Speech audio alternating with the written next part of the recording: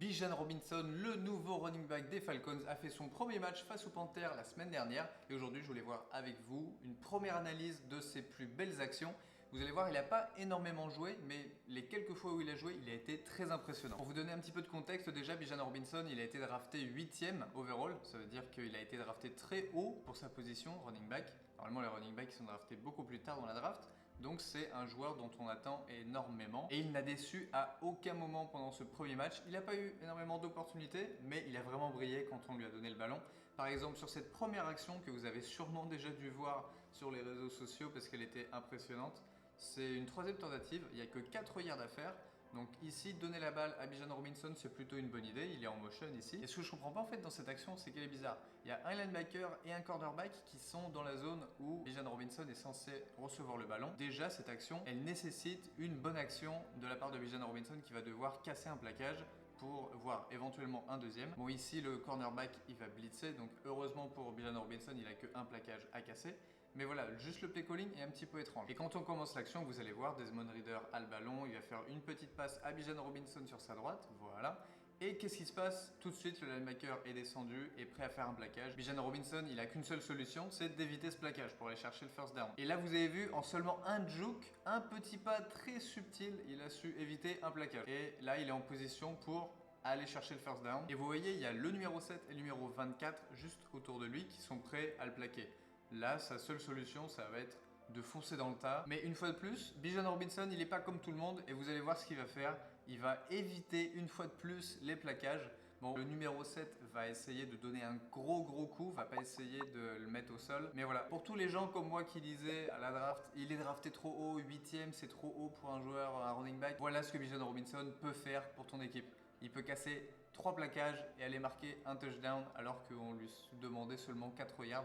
Donc voilà pourquoi. Ça, c'était la première grosse action et la plus belle action du match. Mais vous allez voir, il y a eu d'autres actions où, certes, c'était pas aussi magique, mais d'autres actions où il a très bien joué. Je voudrais simplement souligner l'importance des blocs. Un running back, son bon bloc de la part de la ligne offensive, il ne peut pas faire grand-chose. La ligne offensive des Falcons est super forte et le numéro 76 va faire un super bloc qui va permettre à cette action de se développer. Regardez. Le numéro 76, Caleb McGarry, qui va complètement pousser le numéro 95 d'Eric Brown, qui est un bon joueur pourtant. Mais voilà, McGarry était juste au-dessus sur cette action. Il le sort complètement du jeu et de la ligne de course de Bijan Robinson. Qui est à la ligne, qui est sur les 22 yards. Donc là, son objectif à Bijan Robinson, c'est d'aller chercher le first down. Vous allez voir, il y a un bloc qui arrive juste devant lui. Ce qui veut dire que le joueur le plus apte à le plaquer des Panthers, c'est le joueur qui est juste ici. Donc normalement, il ne devrait pas y arriver, il ne devrait pas faire ses 10 yards. Et regardez à quel point il accélère, il a une vitesse Bijan Robinson qui fait qu'il est super dangereux. Là normalement, il n'aurait pas dû avoir ses 10 yards. Mais comme il est agile et qu'il a une très bonne ligne offensive, et ben il l'a fait. On passe à l'action d'après. Du côté de la défense des Panthers, on est en défense zone. Les deux receveurs des Falcons, tout en haut de l'écran, vont avoir des tracés longs, ce qui va dégager de la place pour Bijan Robinson pour qu'il aille chercher ce first down.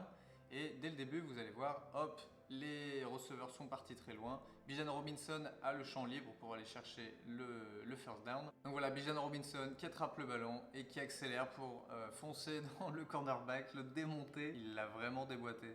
Et il va aller chercher un first down pour les Falcons. Et puis c'est une action importante puisque ça peut leur permettre de marquer avant la fin de la mi-temps. Regardez, il reste 35 secondes.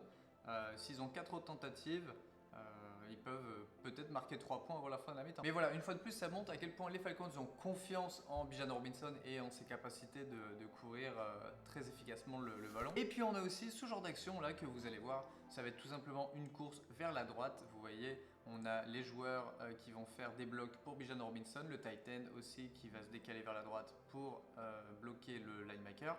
Ça va être une course toute simple. Et vous allez voir, Bijan Robinson va avoir un très beau passage créé par ses blocs. Mais vous voyez, le numéro 7, là, il est déjà prêt. Il sait où est Bijan Robinson. Il est plutôt bien positionné pour pouvoir le bloquer après une course de 2-3 yards. C'est ce qu'on attendrait d'un running back classique qui fasse 2-3 yards. Mais regardez, Bijan Robinson accélère et va aller chercher un first down ou presque. Je pense qu'il tombe un peu avant. Mais voilà, normalement, cette action, elle doit s'arrêter à la ligne des 31 yards maximum.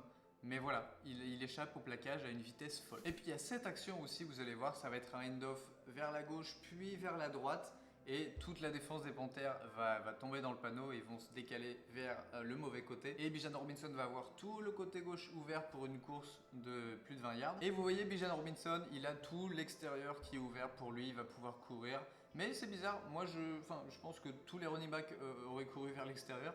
Il va repiquer vers l'intérieur et normalement, voilà, c'est pas possible, mais il accélère tellement vite qu'il est capable de gagner énormément de yards et même d'esquiver un plaquage sur la ligne des 10 yards, des 13 yards. Et il va finir sa course dans les 3 yards de l'équipe adverse. Donc c'était une très bonne course et retourner vers l'intérieur. Certes, c'était un peu bizarre, mais il l'a fait. Et une dernière action que je voulais absolument vous montrer, c'est celle-ci, qui montre à quel point il est unique ce joueur. On est en 3e tentative. Ils ont 22 yards à faire, les Falcons. Ils sont dans leur terrain. Et ce qu'ils vont faire, c'est qu'ils vont courir. C'est une manière très conservatrice de jouer. Ils vont garder le ballon pour quand même faire des yards, avancer un petit peu leur punter pour envoyer la balle le plus loin possible à l'adversaire sans prendre le risque de lancer la balle et de se faire intercepter par exemple. Et ce qu'en fait, Bijan Robinson va presque aller chercher le first down.